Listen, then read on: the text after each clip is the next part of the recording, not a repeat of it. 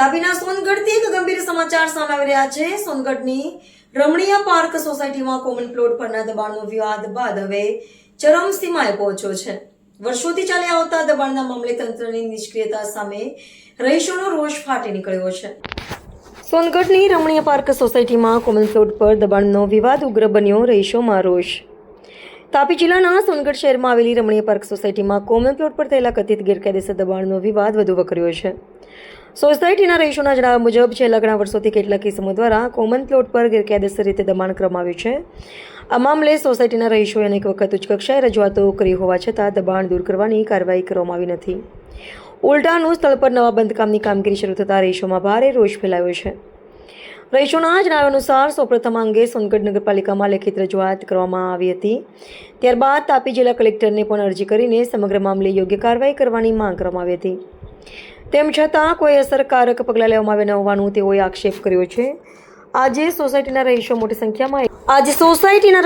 સંખ્યામાં એકત્ર થઈ કથિત દબાણવાળા સ્થળે પહોંચ્યા હતા અને તાત્કાલિક દબાણ દૂર કરવાની માંગ કરી હતી. રહીશોના આક્ષેપ મુજબ અગાઉ પણ કોમન પ્લોટમાં ગેરરીતિથી દબાણ કરવામાં આવ્યું હતું, જે અંગે તંત્રનું ધ્યાન દોરવામાં આવ્યું હતું. હાલમાં આશરે 8 થી 10 ફૂટ જેટલા કોમન પ્લોટનો ભાગ કબજે કરી કમ્પાઉન્ડ તોડી બાંધકામ કરવામાં આવી રહ્યું હોવાનું તેઓએ જણાવ્યું છે. રહીશોએ ચેતવણી આપી છે કે જો તંત્ર દ્વારા તાત્કાલિક યોગ્ય કાર્યવાહી નહીં કરવામાં આવે તો તેઓ લેન્ડ ગ્રેબિંગ કાયદા હેઠળ કોર્ટનો દરવાજો ખખડાવી કાનૂની કાર્યવાહી હાથ ધરશે. કલ્લુ ગાયકવાડ, રમણીય પાર્ક સોસાયટીમાં રહું છું. કલ્લુભાઈ, આજે કોમન પ્લોટ પર દબાણ થયું છે. આપનો કોમન પ્લોટ ચાલુ ક્યાંથી થાય છે? અત્યારે આપણે જે જગ્યાએ ઊભા છે એની પાછળ લાઇટનો જે થાંભલો દેખાય છે ત્યાંથી અમારી સોસાયટીની કોમન પ્લોટની જગ્યા ચાલુ થાય છે. અને જે તે સમયે આજથી 5-6 વર્ષ પહેલા ત્યારે સોસાયટીમાં કોમન પ્લોટની જગ્યા પર દબાણ કરીને જે પછાડી લાઈન બનાવેલી છે તે ગેરકાયદેસર છે અને તે સમયે સોસાયટીવાળાએ વિરોધ કરેલો, પરંતુ માણસાઈની દ્રષ્ટિએ રાખીને એમને આ પછાડીની જગ્યા રહેવા માટે આપેલી અને ત્યાર પછી તારનું કમ્પાઉન્ડ કરેલું હતું સોસાયટીવાળાએ. અત્યારની હાલની પોઝિશનમાં છેલ્લા 4-5 મહિનાથી તારનું કમ્પાઉન્ડ તોડીને તે લોકો સોસાયટીના કોમન પ્લોટની અંદર આવે છે. તો અમારી ઈચ્છા એવી છે કે તંત્ર આગળ બીજી કોઈ થાય એના પહેલા આ ગેરકાયદેસર દબાણ બી હટાવે અને સોસાયટીનો કોમન પ્લોટ પૂરેપૂરો ખુલ્લો કરી આપે એવી અમારી. જો તમારી માંગણીને સંતોષે તો તમે કાયદાકીય રીતે શું કરશો? કાયદાકીય રીતે અમે લેન્ડ ગ્રેબિંગના કેસ સુધી જઈશું. સોસાયટીના કોમન પ્લોટ માટે સોસાયટી આખી ભેગી થયેલી છે આ વખતે, તો અમે સોસાયટી તરફથી આ ગેરકાયદેસર રહેવાસ જે કરે છે તે લોકો માટે લેન્ડ ગ્રેબિંગનો કેસ પણ કરીશું. જે આપનો પરિચય?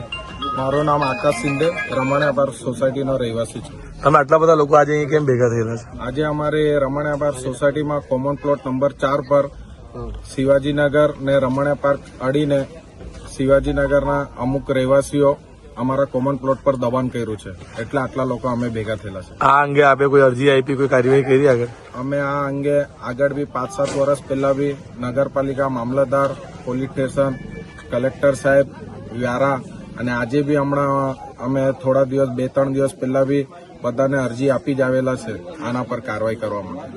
હવે જો તમારું આ દબાણ આ લોકો દૂર નહીં કરે તો શું કરશો તમે લોકો? અમે અગર આ લોકો સ્વૈચ્છિક રીતના દબાણ દૂર નહીં કરશે તો અમે કોર્ટમાં જશું, કોર્ટમાં પિટિશન દાખલ કરશું અને કાયદેસર રીતના લડશું અને અમારી જેટલી કોમન પ્લોટની જગ્યા છે કાયદેસર રીતના એ કાયદેસર પૂરે ને પૂરે લેશું.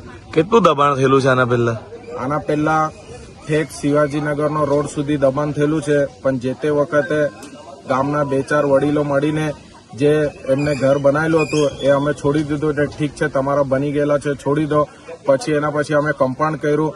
અમારું કમ્પાઉન્ડમાં અમે એ લોકોને કીધું કે તમે આ બાજુ નહીં આવતા, હમણાં અમારું કમ્પાઉન્ડ તોડીને એ લોકો અમારા આગળ વધતા છે અને અમારી સોસાયટીના કોમન પ્લોટ પર દબાણ કરે છે.